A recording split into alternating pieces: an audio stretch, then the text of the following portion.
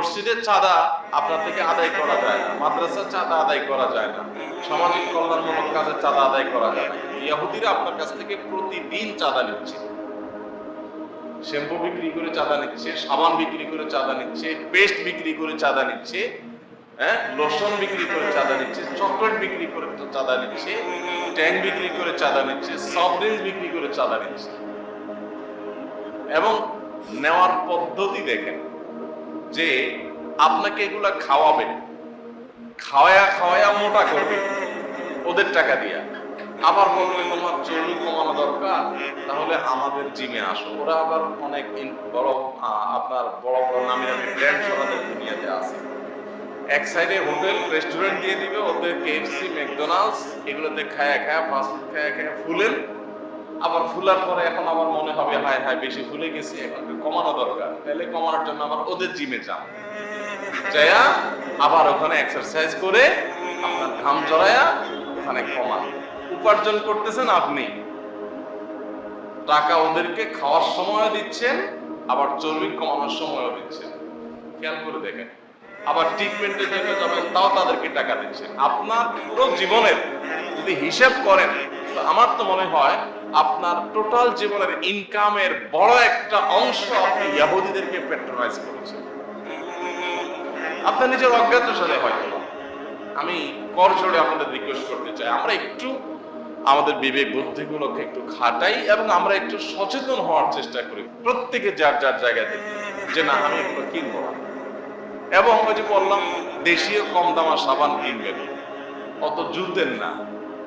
এক সময় মানুষ তো আমরা দেখি যে ছোটবেলা ওই যে কাদা কাদা গায়ে মাখায় গোসল করত, তাদের জীবন যায় নাই, তাদের শরীরেও মাটিতে ওই কবরে পোকামাকড় খাচ্ছে। আপনারটা তাই হবে, আপনারটা কি মেমোরিয়ামে আপনার মিউজিয়ামে কেউ রেখে রেখে দিবেন, একই অবস্থা হবে। তো আমার এই শরীরকে একটু ভালো সাবান ব্যবহার করতে গিয়া এটাকে জাহান্নামে পোড়ার উপযোগী করার চাইতে অবশ্যই শতগুণ বেশি উত্তম আমি এটাকে বর্জন করাটা।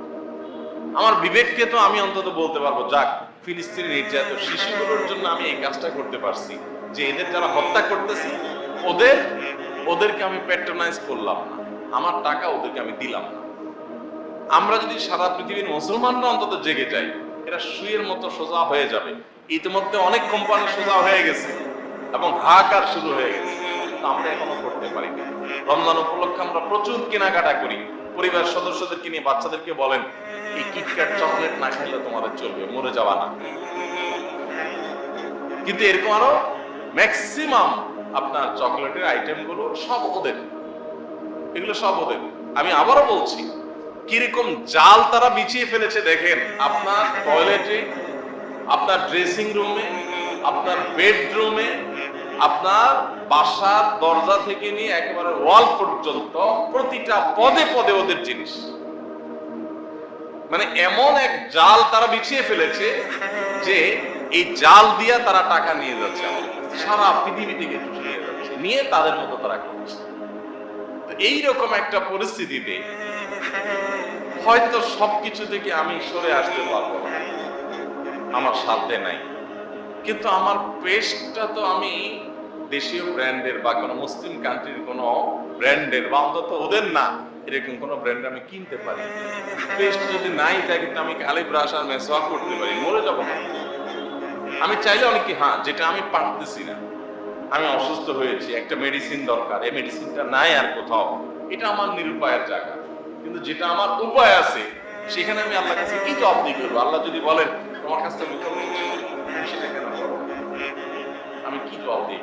এই জন্য আমি বলি যে আসুন রমাদান উপলক্ষে আমরা প্ল্যান করি, আমাদের এইবারের রমাদান যেন হয় ইয়াহুদি পণ্য মুক্ত। চেষ্টা করা যাবে না ইনশাআল্লাহ? বাচ্চা মানবে না ওই কিটক্যাট চকলেট ছাড়া, আপনার বাচ্চাকে বুঝান। আমি কালকে ওয়াশিং পাউডার আরো কি কি জানি আইটেম এগুলা কিনতে গেছি এবং খুঁটে খুঁটে খুঁজে খুঁজে বের করেছি, দোকানদারের কাছে নাই। তারপরও বললাম ভাই যেভাবে হোক জোগাড় করে দেন, না হলে কিনবো না, এতে কিচ্ছু হবে না। আল্লাহর জন্য এইটুকু কাজ, ফিলিস্তিনি মানুষগুলোর প্রতি সমবেদনা, এইটুকু কাজ আপনি করতে পারবেন না। এবং একা না, আপনি আপনার অফিস কলিগ সহকর্মী 5 জন মানুষ অন্তত বুঝাবেন যে ভাই এই কাজটা আমরা করি। অনেকে আপনাকে বলবে আর এটা করে কি লাভ হবে, আপনি না কিনলে ওদের কি ক্ষতি হবে, আপনি একজন না কিনলে তাদের কি ক্ষতি হবে, এটা অনেকে বলবে। আপনি বলবেন ওদের কি ক্ষতি হলো না হলো আমি জানি না, আমি অন্তত একটা অপকর্মে জড়াইলাম না, আমি তো বাঁচতে পারলাম যে আমার টাকাটা অন্তত অপকর্মে দিলাম না।